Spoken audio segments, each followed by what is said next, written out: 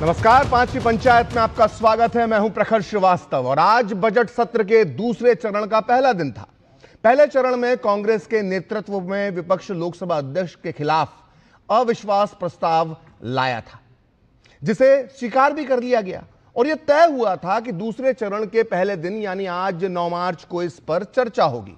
यानी आसान शब्दों में कहें तो प्रस्ताव विपक्ष का था, जिस पर सरकार जो है वो चर्चा को तैयार हुई। लेकिन आज जब चर्चा की बारी आई तो विपक्ष ने एक नया प्रस्ताव दे दिया। उसने कहा कि पहले ईरान युद्ध से पैदा हुए हालात पर चर्चा करो, इस अविश्वास प्रस्ताव पर बाद में देख लिया जाएगा। जब सरकार नहीं मानी तो विपक्ष ने हमेशा की तरह हंगामा शुरू कर दिया। जब विदेश मंत्री जयशंकर ने मिडिल ईस्ट पर अपना बयान देना शुरू किया तो विपक्ष ने हंगामा और भी ज्यादा बढ़ा दिया। कहा कि हमें तो बयान सुनना ही नहीं है, हमें तो सिर्फ चर्चा करना है। सरकार की तरफ से बार बार कहा गया कि भाई पहले आप अविश्वास प्रस्ताव पर चर्चा कर लेते हैं, लेकिन विपक्ष तैयार ही नहीं हुआ और हंगामा बढ़ता गया और नतीजा वही हुआ जो हमेशा होता है। लोकसभा की कार्रवाई कल तक के लिए स्थगित कर दी गई, लेकिन यह घटना कई सवाल छोड़ गई है। सवाल यह है कि क्या विपक्ष सिर्फ हंगामा करना चाहता है और इसके लिए रोज वो नए बहाने तलाशता है, या उसे अपने द्वारा लाए गए अविश्वास प्रस्ताव की भी कदर नहीं है, या फिर वो ईरान के मुद्दे पर चर्चा करके वोट बैंक की राजनीति करना चाहता है। ऐसे में ही जो ऐसे कई सवाल हैं उसे हम आज पांचवी पंचायत में उस पर चर्चा करेंगे। लेकिन पहले देखते हैं आज हुए हंगामे और विवाद पर किसने क्या कहा।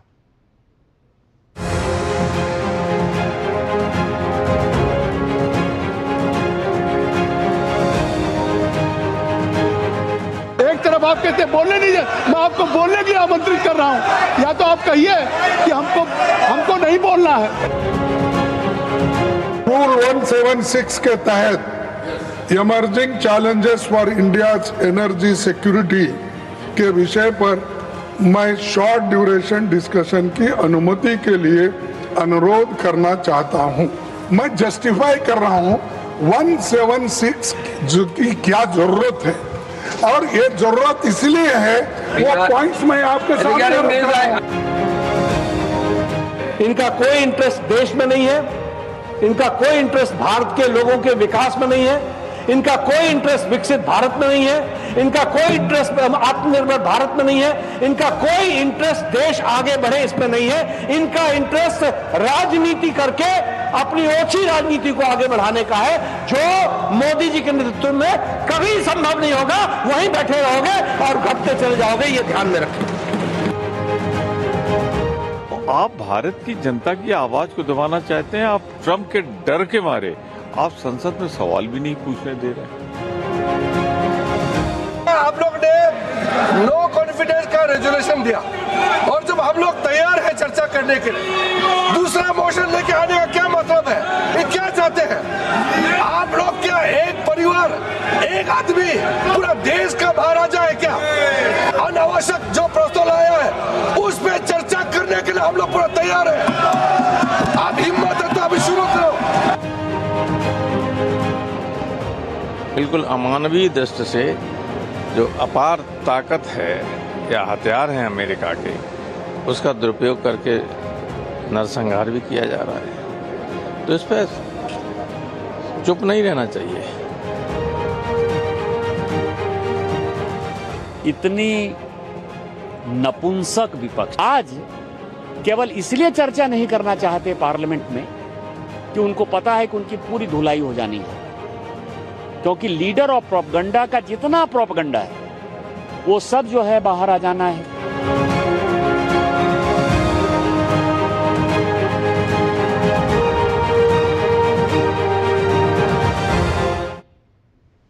तो देखा आपने किस तरह से जो है लगता है हर बार, और पिछले 4-5 साल से हमेशा ये लगता है कि जब भी लोकसभा या राज्यसभा का नया सत्र शुरू होता है उम्मीद जगती है कि इस बार चर्चा होगी, कोई नया विवाद नहीं होगा। लेकिन ठीक उसी दिन एक नया विवाद ढूंढ लिया जाता है। बीजेपी बार बार ये कह रही है कि अगर हम अविश्वास प्रस्ताव पर चर्चा कर रहे हैं और ये चर्चा हम करना चाहते हैं, अगर दूसरे प्रस्ताव पे मान लेंगे तो इस बात की क्या गारंटी है कि तीसरा प्रस्ताव लेकर या चौथा प्रस्ताव लेकर नहीं आएंगे। क्योंकि इतिहास गवाह है कि जब जब कांग्रेस को लेकर या विपक्ष को लेकर जब कोई प्रस्ताव को लेकर आए और जब भी चर्चा की बात आई तो चर्चा तो हुई, लेकिन जब जवाब देने की बारी आई, सरकार की तरफ से जब जवाब दिया गया तो कांग्रेस या तो वॉकआउट कर गई या कई बार उस चर्चा का हिस्सा ही नहीं बनी। तो ये ऐसा कई बार लगता है कि ये चर्चा जो है सिर्फ बहाना है, प्रस्ताव सिर्फ बहाना है, असली मकसद जो है वो हंगामा करना है। और इसी पर चर्चा करने के लिए मेरे साथ जुड़ चुके हैं 3 खास मेहमान। मेरे साथ मौजूद हैं स्टूडियो में आरपी सिंह, जो तेज तर्रार प्रवक्ता हैं बीजेपी के। वहीं मेरे साथ मौजूद हैं एडवोकेट निखिल जैन, जो बहुत दमदारी के साथ कांग्रेस का पक्ष रखते हैं, कांग्रेस समर्थक हैं। इसके अलावा मेरे साथ मौजूद हैं जाने माने वरिष्ठ पत्रकार राकेश शुक्ला, जो अपनी राजनीतिक टिप्पणियों के लिए पूरे देश में पहचाने जाते हैं। आरपी सिंह साहब, शुरुआत में आपसे करना चाहूँगा कि अगर निश्चित तौर पर जो मिडिल ईस्ट में हो रहा है, ईरान वॉर के बाद जो स्थितियां बनी है, उसका कहीं ना कहीं असर भारत पर हो रहा है, चाहे वो आर्थिक हो, हमारे नागरिक वहां पर हैं, उनकी भी सुरक्षा का सवाल है, भारत की अर्थव्यवस्था का भी सवाल है, और विदेशी जो शक्तियां हैं उनको लेकर जो 2 गुट बन गए हैं, उसको लेकर भी एक गंभीर संकट का समय पूरी दुनिया में छाया हुआ है। दुनिया के कई देशों के अंदर जो वहाँ की संसदें हैं, वहाँ पर इस विषय पर चर्चा हो रही है। तो भारत में चर्चा ना हो, इसकी ऐसा क्यों महसूस कर रही है सरकार? चर्चा करने में नुकसान क्या है? चर्चा करने में कोई नुकसान नहीं, और चर्चा करने के लिए हम तैयार भी हैं जी। यार, पिछली बार का जो अभी इससे पहले जो पहला हाफ था सदन का, उसमें राष्ट्रपति जी के अभिभाषण पर चर्चा होनी थी, और ये चर्चा करने लगे ट्रेड डील के ऊपर। बस एक पार्लियामेंट कोई संविधान के हिसाब से चलता है, कानून के हिसाब से चलता है, किताब के हिसाब से चलता है। ये कोई उनकी निजी विभूति नहीं है कि नहीं जो मैंने आज तय किया, सुबह उठकर मैंने जो आज तय कर लिया, मैं उसके हिसाब से सदन भी चलाऊंगा, उसके हिसाब से सब कुछ करूँगा। अभी हमारे सांसद साहब ठीक कह रहे थे कि ये लीडर ऑफ अपोजिशन या लीडर ऑफ प्रोपेगेंडा ज़्यादा हो गए हैं, इनको प्रोपेगेंडा में ज़्यादा यकीन है। और जो अविश्वास प्रस्ताव है, ये हम तो नहीं लेकर आए ना, ये तो यही लोग लेकर आए थे। अब उस अविश्वास प्रस्ताव पे चर्चा कर लेते, उसके बाद फिर नोटिस देते, उस पर आप ईरान का जो युद्ध है उस पर भी चर्चा हो जाती है, हमारी पॉलिसी क्या है, हमारी सरकार की नीति क्या है, हमारी सरकार क्या सोच रही है इसके बारे में, उससे सब पे चर्चा हो सकती है। परंतु आप तय कर कराओ कि मतलब आप नोटिस देकर लाओ कि हमने अमुक विषय पर चर्चा करनी है, और सदन में आकर बोलो नहीं हमने आज तय कर दिया, हम इस पर चर्चा नहीं करें, हम इस पर चर्चा करेंगे। तो ये कोई घर की विभूति नहीं है, उनके घर का अपना कोई, ये असल में उनकी गलती भी नहीं है, वो डीएनए का मामला है, वो डायनेस्टिक डीएनए है कि हमें तो जो मैं तय करूँगा वो सब ठीक है, सरकार अलग है, पार्टी अलग है। याद है मनमोहन सिंह जी ने एक बिल पास किया था भ्रष्टाचार के खिलाफ। आरपी सिंह साहब, पार्टियां तो बहुत सारी विपक्ष में, तो फिर ऐसा क्यों है कि जिस तरफ आपका इशारा है कि एक ही व्यक्ति, एक ही पार्टी का मुखिया जो है सो कॉल्ड तरीके से वही सारी चीजें जो है वो तय कर? वो जब सरकार में थे, जब सत्ता में थे, तब भी यही हाल था। मनमोहन सिंह जी सरकार ने एक बिल पास किया, उस बिल को पास करने के बाद वो कहीं राहुल गांधी के हाथ में लगा, और राहुल गांधी ने ऐसे उसका 2 टुकड़े कर फेंक दिए, उसको उठाकर मैंने इस बिल को मानता। और उस संसद को मानते क्या हैं, संविधान को मानते क्या हैं, और वो ये नहीं हो सकता कि बिल चर्चा के बिना पास हुआ होगा। परंतु मैंने बताया ना कि वो माई वे या हाईवे डायनेस्टिक जो सोच है, जो राज परिवार वाली सोच है, वो सोच चलती है, और इसलिए बार बार सदन में व्यवधान होता है। हम कई बार कहते हैं कि सदन चर्चा के लिए है, डिबेट के लिए है, आप डिबेट करिए, परंतु ये क्या करते हैं, जो जंतर मंतर में करने वाला काम है उसको संसद में ले आते हैं। ठीक, इसलिए दिक्कत होती है। और मैं फिर कह रहा हूँ, हम किसी प्रकार की चर्चा से मना नहीं कर रहे, हर प्रकार की चर्चा करने को तैयार है, वो प्रोसेस के अंदर ले आइए, जरूर चर्चा करिए। ठीक है। निखिल जैन, जो बात आरपी सिंह साहब ने कही कि कहीं ना ईरान से मतलब है, ना अपने अविश्वास प्रस्ताव से मतलब है, आपने तो जो है आपके जिसका आप समर्थन करने के लिए जिन दलों का बैठे हैं, उन्होंने जो है वो जंतर मंतर बना दिया एक तरह से, जो है लोकसभा राज्यसभा को सिर्फ हंगामा करना ही मकसद है, और ये बार बार कहीं ना कहीं साबित होता है। निखिल,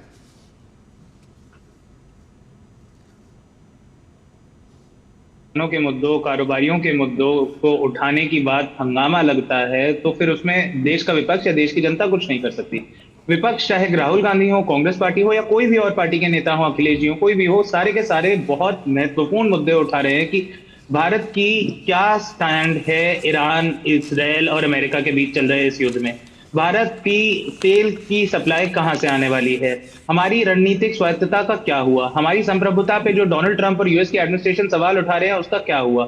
उससे पहले ट्रेड डील कितनी वन साइडेड ट्रेड डील थी कि वो हमारे गुड्स पे 18% टैरिफ लगाएंगे, लेकिन हम उनके गुड्स पे 0% लगाएंगे, हम रशिया से तेल खरीदना बंद कर देंगे, हम उनके यहाँ से $500 बिलियन का सामान खरीदेंगे। विपक्ष अगर ये मुद्दे उठा रहा है तो मुझे नहीं समझ आता भाजपा को दिक्कत क्या है। अब रही बात इसमें टेक्निकल बातों की कि राष्ट्रपति के अभिभाषण पे क्यों ये बातें करी गई। राष्ट्रपति की अभिभाषण पे कोई भी मुद्दा जो सरकार चर्चा कर चुकी है, विपक्ष उस पर चर्चा कर सकता है। जब नेशनल सिक्योरिटी का मुद्दा उठाया गया तो जनरल नरावने की किताब का जिक्र करा गया। जब इकोनॉमी का मुद्दा उठाया गया तो इकोनॉमी से रिलेटेड ट्रेड डील का जिक्र करा गया। अब एक बीजेपी के एक नेता ने एक स्टेटमेंट अभी दी, आपने पैकेज में अपनी चलाई, कोई इंटरेस्ट नहीं है विकसित भारत बनने में। ये कांग्रेस के खिलाफ तो इतने हमलावर हो जाएंगे, लेकिन इनके मुंह में दही जम जाएगी जब यूएस के डिप्टी फॉरेन मिनिस्टर इंडिया में आके राइसिना डायलॉग में आके, जिसमें एमईए इज अ को होस्ट, वहां पर आके बोलेगा कि हम इंडिया को कभी विकसित नहीं बनने देंगे, हमने चाइना के साथ जो गलती करी वो इंडिया को नहीं करने देंगे, इंडिया को आगे नहीं बढ़ने देंगे। अमेरिका के खिलाफ जहां मुंह खोलना चाहिए वहां दही जम जाएगी। कांग्रेस के खिलाफ, सपा के खिलाफ, टीएमसी के खिलाफ राष्ट्रपति भी कोई बयान दे देंगी, प्रधानमंत्री भी दे देंगे, मुख्यमंत्री भी दे देंगे, सांसद भी दे देंगे। और आखिरी बात, मेरी आपत्ति में दर्ज करा देना चाहता हूं कि किस तरीके से निशिकांत दुबे ने देश के विपक्ष को, जो पिछड़ों की, वंचितों की, दलितों की, अल्पसंख्यकों की, अगड़ों की, सबकी बात करता है, उसको नपुंसक विपक्ष का। क्या ये शब्द का प्रयोग आरपी साहब आप ही बता दीजिए सही है या नहीं? नहीं है तो आप उस पर अपनी प्रतिक्रिया भी दीजिए। पहली बात तो अपने कान से जो चाइना वाली मशीन कार की इसको निकालो। आपको शायद ध्यान से आजकल लगता है कान की सुनाई की मशीन आपने और आपके नेता ने, दोस्त मैंने टोका नहीं आपको, आपने पूरा बोला, मैंने प्यार से सुना आपको। आपने और आपके नेता ने लगता है चाइना से इंपोर्ट करके उसके कान में मशीन लगा रही है, जो चाइना से मैसेज आता है वही सुनाई देता है, अन्यथा सुनाई नहीं देता। क्यों नहीं? तो आपको शायद ये मना किया था, नरवाने साहब वाली किताब जरा दिखा दीजिए, कहीं है नरवाने वाली किताब कहीं पे? आपने कहा नरवाने जी की किताब, अरे कितना झूठ बोलोगे। फिर आपने भी बोला कि ट्रेड डील में अमुक चीज़ें हो गई, वहाँ पे ये 18%, 19%, 20% या 0%। अरे कहीं कोई ट्रेड डील का कागज़ है आपके पास? बस जो, हाँ कागज़ हो तो जरूर दिखाना, परंतु सिर्फ अभी सिर्फ एक बेसिक स्ट्रक्चर के ऊपर बात हुई है, कहीं फाइन प्रिंट कहीं नहीं है। ट्रेड डील साइन भी नहीं हुआ अभी तक कहीं पे, और अभी ट्रेड डील साइन होने का भी कहीं आसार भी अभी नहीं जल्दी दिख रहे कहीं पे। परंतु नहीं, आपने तो ढोल पीटना, झूठ का ढोल पीटना, रोज उठकर मैं मतलब रोज अपना ढोल पीटकर ये सोचते हैं कि हम सच, झूठ को सच बना लेंगे। ठीक होने वाला नहीं। एक मिनट दीजिए, एक मिनट, होने वाला नहीं है। परंतु जो एक मूल बात जो छूट गई वो ये है कि ये सबका सब एक ही कारण से हो रहा है। वो सोनिया गांधी जी का लेख हो, वो इनका हंगामा मचाना हो, यहाँ पर मुसलमान वोट को नज़र में रखते हुए, ताक पर रखते हुए वो सब खेल हो रहा है और कुछ नहीं है। नहीं तो अपना समय भूल गए जब ईरान का ऑयल लेना बंद कर दिया था इन्होंने हिलरी क्लिंटन की एक फटकार के ऊपर।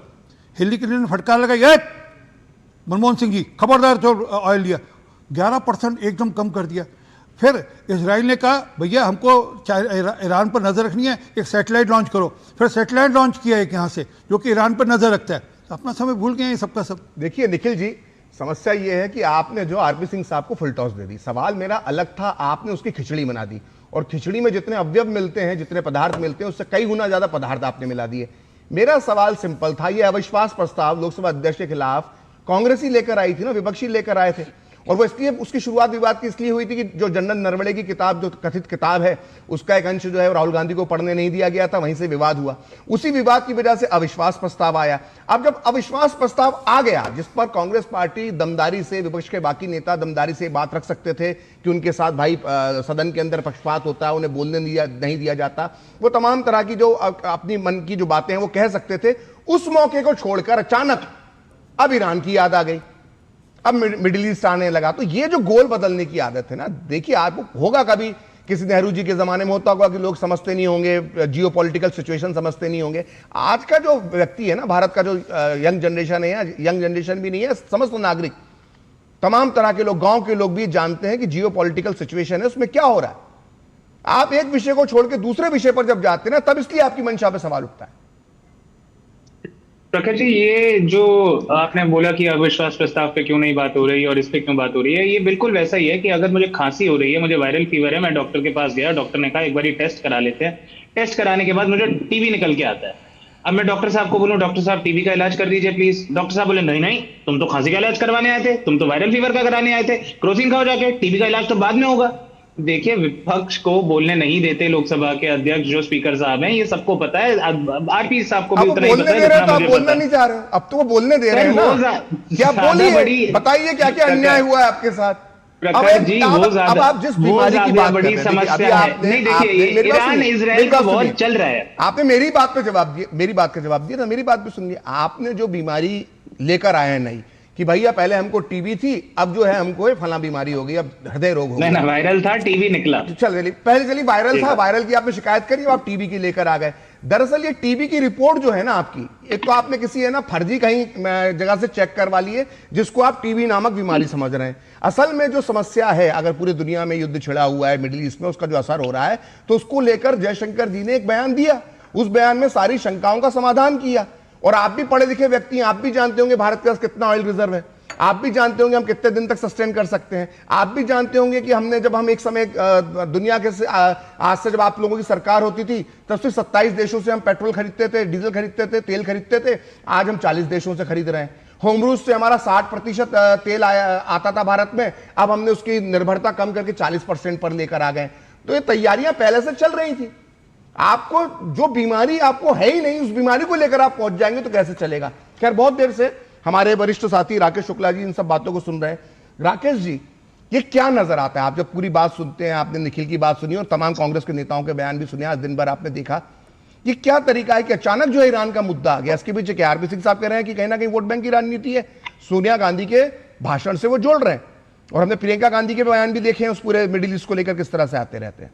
तो मैं साफ शब्दों में कहूं तो क्या ये मुस्लिम वोट बैंक की राजनीति का एक मौका कांग्रेस छोड़ना नहीं चाहती ईरान पर चर्चा करके? बिल्कुल, मैं आपकी बात से सहमत हूं। कारण ये है कि आप सिर्फ अभी मत देखिए, आप याद करिए 2025 में जब गाजा पे अटैक हुआ था, तब भी माननीय सोनिया जी ने एक आर्टिकल लिखा था देश के माने हुए अखबार पे, और सोनिया जी ने फिर से आर्टिकल लिखा। और अभी जब इजराइल गए थे प्रधानमंत्री जी, तो प्रियंका जी ने प्रश्न किया था कि क्या वहाँ गाजा, इजराइल की संसद में गाजा पे प्रश्न करेंगे। विषय यहाँ पे ये है कि गाजा और इजराइल के बीच में जो लड़ाई चल रही है, हम कहेंगे उस लड़ाई के सूत्र में कौन है, केंद्र में कौन है? वो है हमास। हमास की कारस्तानी क्या है? हमास की कारस्तानी ये है कि गाजा के नागरिकों को आगे करके वो इजराइल पे अटैक करता है। तो यानी यदि इजराइल मारेगा तो मरेगा कौन? गाजा के लोग मरेंगे। और फिर इजराइल के लोगों का अपहरण करके और फिर इजराइल पे अटैक करता है। सवाल इस बात का है कि क्या उस हमास के खिलाफ होने वाली कार्रवाई में हम हमास के साथ खड़े हुए दिखे? फिर अभी पिछले दिनों आपको याद होगा हमास की तो बात ही नहीं हो रही, गाजा की कहाँ बात कर रहे हैं? नहीं तो ईरान का युद्ध मतलब ऐसे शुरू हो गया। अरे हम कर रहे हैं, ईरान की भी बात करें निखिल जी, लेकिन मुस्लिम वोट की जहां तक बात हो रही तो उसमें तो सारा परिप्रेक्ष्य आएगा। वो झोला भी आएगा जो प्रियंका जी लेके पार्लियामेंट गई थी। ऐसा तो नहीं है ना? अरे नहीं आएगा ना। बांग्लादेश के लिए बांग्लादेशी हिंदुओं के, वो जो झोला है ना प्रियंका जी का, हिंदुओं के लिए जो, अरे तो बांग्लादेश पे कांग्रेस ने कितना आंसू बहाया? बाटला हाउस पे तो आंसू बहा दिया था सोनिया जी ने। भाई बांग्लादेश पे भी तो बहाना चाहिए। कौन? बाटला हाउस पे बहाया था सोनिया जी, सलमान खुर्शीद ने देखा था। वो तो देखिए क्या है कि आप देखिए, आप भी राजनीतिक पूरी समझते हैं, निखिल वो जो झोला लेकर आई ना गाजा को लेकर, असल में उसी झोले के अंदर वायनाड के अंदर वोट गिरता है उनका, उसी झोले के अंदर आता है, इसलिए वो झोला बांग्लादेश के झोले में क्योंकि हमने देखा है, हमने देखा है कि किस तरह से केरल के अंदर इंडियन यूनियन मुस्लिम लीग जो कांग्रेस की सहयोगी है, उसने किस तरह से हमास के नेताओं के वहां पर ऑडियो भाषण चलवाए थे, ये हम सब जानते हैं। तो बेसिकली वो सीधी सीधी राजनीति है कि हमको हमास का समर्थन करना है, एक तरह से गाजा के लिए आंसू बहाने। राहुल गांधी जब चुनाव लड़े थे उस समय पर मुस्लिम लीग के झंडों के आगे कांग्रेस ने अपना झंडा झुका दिया था, ये भी तो हुआ था, वो वीडियो अभी भी मौजूद है। बात यहाँ पे ये है, जो प्रकाश जी सबसे सीधी सच्ची बात ये है कि आज ईरान क्या पूछ रहा है कि भारत आप किसके साथ हो? क्या अमेरिका पूछ रहा है? क्या इजराइल पूछ रहा है? पूछ कौन रहा है? भारत के अंदर से ही भारत से पूछा जा रहा है कि आप किसके साथ हो। ये सबसे कठिन सीधी बात क्यों नहीं करते हम लोग? हम सीधी बात करें ना कि भारत में जितने मुसलमान हैं इनमें से 12% शिया मुसलमान है। कांग्रेस को 12% शिया मुसलमान वोट और चाहिए, सीधी बात करें ना हम। तो आप सीधी बात ये भी क्यों नहीं करते हैं कि ईरान 1950 से लेकर 2024 तक कभी भी भारत का सामाजिक मित्र नहीं रहा, उसके सिर्फ व्यापारिक संबंध रहे। इतिहास गवाह है और ये बिल्कुल कड़वी सच्चाई है कि आप चाहे एक एक बिंदु उठाइए, यहाँ के लोकल मामलों पे भी ईरान की तरफ से टिप्पणी की गई है। यहां तक कि बाबरी मस्जिद पे भी तिरान उन्होंने कांग्रेस के सबसे सौम्य प्रधानमंत्री नरसिम्हा राव जी के कार्यकाल में कहा था कि प्रधानमंत्री ने हमको इंश्योरेंस किया है कि हम बाबरी मस्जिद बना के देंगे। फिर सीएए को लेकर भी उन्होंने टिप्पणी की।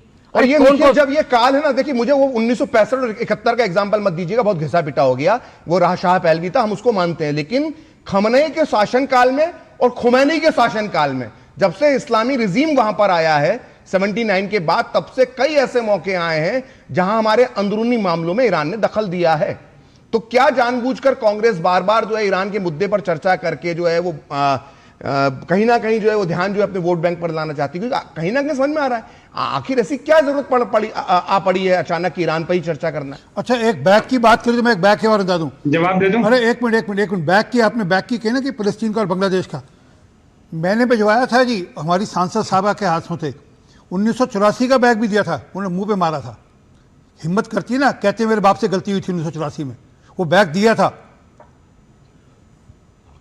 हाँ बोले प्रखर जी, मैं जवाब दे दूं? जी जी सबसे पहले तो आरपी साहब का सबसे पहले मैं जवाब दे दूं। 1984 के जो दंगे हुए, इंदिरा गांधी की जो दंगे नहीं हत्या थे, हुई, कत्लेआम था वो। दंगे मत कहिए कृपा कर, वो राजीव गांधी द्वारा कराया गया कत्लेआम था, जो कि उन्होंने कहा था जब बड़ा पेड़ गिरता धरती है। वो जेनोसाइड था, नरसंहार था। आप बताइए आरपी साहब, और जिस विचारधारा के लोग उसमें इन्वॉल्व थे, उस विचारधारा के लोग आज आपकी पार्टी में पाए जाते हैं। रवनीत सिंह बिट्टू के बारे में आप भली बाती जानते हैं, मजिंदर सिंह सिरसा के बारे में आप भली बाती जानते हैं, किस तरीके से ये लोग भिंद्रनवाला को हेल करते हैं, उन्हें संत बोलते हैं, किस तरीके से बयान। रवनीत सिंह बिट्टू की मैं आपको भेज दूंगा, प्रखर जी आपको भेज दूंगा, आरपी साहब को तो मैंने पहले भेजी भी है। रवनीत सिंह बिट्टू की स्टेटमेंट्स हैं पब्लिकली, जहां पर वो भिंद्रनवाला आतंकवादी को संत बताते हैं। मजिंदर सिंह सिरसा की स्टेटमेंट्स हैं जहां पर वो भिंद्रनवाला आतंकवादी को संत बनाते हैं। पर मैं मुद्दे को भटकाता नहीं, इजराइल गाजा का एक छोटा सा जिक्र करके आगे बढ़ूं। पहली बात तो पैलेस्टीन और हमास एक बात नहीं है, हमास एक आतंकवादी संगठन है और पैलेस्टीन तो आज तक एक शब्द क्यों नहीं निकला प्रियंका वाड्रा के मुंह से हमास के खिलाफ? एक शब्द नहीं निकला कभी हमास के खिलाफ, कभी एक शब्द नहीं निकला हिजबुल के खिलाफ। सर अच्छा, मैं जवाब दे दूं सर बिना इंटरजेक्शंस के, प्लीज। ठीक है, आप इंडिया के एक राजनेता से चाहते हैं कि हम बैठ के दुनिया के हर नोटिफाइड टेररिस्ट ऑर्गेनाइजेशन को कंडेम करें? ऑब्वियसली टेररिस्ट ऑर्गेनाइजेशन है, कांग्रेस पार्टी। उन्होंने एक पक्ष बोला, इसलिए दूसरे पक्ष ने ये सवाल उठाया कि आप इनकी आवाज को उठाते हो, नहीं, यही बात है ना।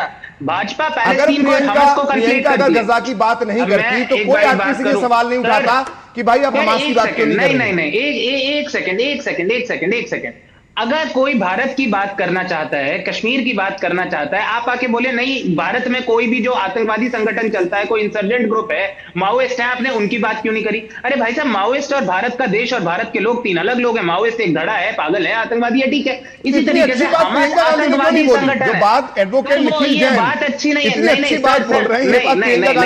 नहीं, प्रियंका गांधी ने ज्यादा जरूरी बात बोली। प्रियंका गांधी ने कहा कि गाजा पट्टी पे जो नरसंहार हो रहा है, और ये कोई कांग्रेस का मानना नहीं है। 1300 इजरायली मासूमों को मार दिया गया, उनको मार के जो माइक्रोवेव ओवन में बच्चों को रख दिया गया, वो जरूरी बात नहीं है ना, वो जरूरी नहीं है। करते रहेंगे सर, मैं इंटरजेक्ट करते रहेंगे, मैं जवाब नहीं दे पाऊंगा। 7 अक्टूबर 2024 को जो हमला हुआ था इजराइल में हमास आतंकवादी संगठन के द्वारा, कांग्रेस पार्टी ने उसका अधिकृत बयान निकाल के खंडन करा था। उसके बाद इजराइल ने जब गाजा पट्टी पे सिविलियंस पे हमला करना शुरू करा, कांग्रेस क्या करेगा? चूड़ी पहन के बैठ जाएगा सर, चूड़ी पहन के बैठ जाएगा इजराइल। अच्छा, एक सेकंड, पहली बात सर मैं जवाब तो दे दूं। आपने बहुत सारे मुद्दे उठाए हैं, मुझे उन मुद्दों का जवाब देने दीजिए। प्रखर जी, आप भी प्लीज इंटरजेक्ट नहीं करिए। आप 1 मिनट का समय खत्म हो रहा है, इसलिए समय खत्म हो रहा है, इसलिए मैं बोल रहा हूँ। और मैंने इतने सारे मुद्दे उठा दिए। असल में मैंने भी ये सब ना विपक्ष से ही सीखा है कि एक साथ पहले एक मुद्दा उठाओ, उस मुद्दे पर तैयार हो जाओ, दूसरा उठा दो, दूसरा है तो तीसरे में तैयार हो जाओ। तो ये सीख में वहीं से आ रही है, मुझे मेरे अंदर भी ट्रेनिंग वहीं से आई है। राकेश जी, एक अंतिम यहाँ से हम बहस को समापन करेंगे उसका, जो एक आरोप बीजेपी ने लगाया, देखिए राकेश जी, जो बीजेपी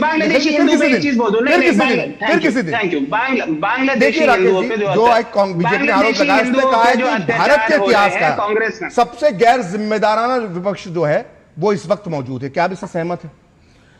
मेरा मानना यह है कि विपक्ष का कि बिल्कुल ये अधिकार है कि सत्ता पक्ष से सवाल पूछे, बिल्कुल है। लेकिन सवाल यहाँ पे ये है कि विपक्ष से सवाल पूछ के भाग क्यों जाता है। 2023 को याद करिए, मणिपुर पे भी अविश्वास प्रस्ताव लाया गया, और जैसे अविश्वास प्रस्ताव पर चर्चा हुई, उसके बाद जब वोटिंग की बारी आई तो विपक्ष सदन छोड़ के भाग गया। आज जब आपको चर्चा करने का अवसर मिला था तो आप उस पर चर्चा करते, और उस चर्चा के साथ आप निश्चित तौर पे ये मुद्दा भी ले आते। चर्चा में आपको कोई रोकता नहीं कि आप अंतर्राष्ट्रीय विषय को नहीं ला सकते, ला सकते थे, लेकिन आप चर्चा से भाग क्यों रहे? इसका मतलब ये हुआ कि आप एक स्ट्रेटेजिक पॉलिटिक्स कर रहे हैं। आप ये मैसेज देना चाहते हैं एक ऐसे समाज को जिस वोट को आप अपने साथ लाने के लिए लंबे समय से यानी 24 से कसरत कर रहे हैं कि आपके क्षेत्रीय जो सहयोगी हैं उनको छोड़ के वो वोट आपके साथ आ जाए, और उसके लिए आप अपने ही एजेंडे को ध्वस्त करके एक दूसरे एजेंडे को लेकर सामने आ जाते हैं। ठीक, तो हमें यही बहस को समाप्त करना होगा, समय का अभाव है। आप तीनों मेहमानों का मैं बहुत बहुत धन्यवाद देना चाहूँगा। आरपी सिंह साहब, आप हमारे साथ चर्चा में जुड़े, आपका बहुत बहुत धन्यवाद। एडवोकेट निखिल जैन, जो बात आपकी अधूरी रह गई उसे हम फिर किसी दिन पूरा कर लेंगे। इसके अलावा राकेश शुक्ला जी, आपको भी बहुत बहुत धन्यवाद। तो फिलहाल डीडी न्यूज़ में इतना ही। देखते रहिए डीडी न्यूज़।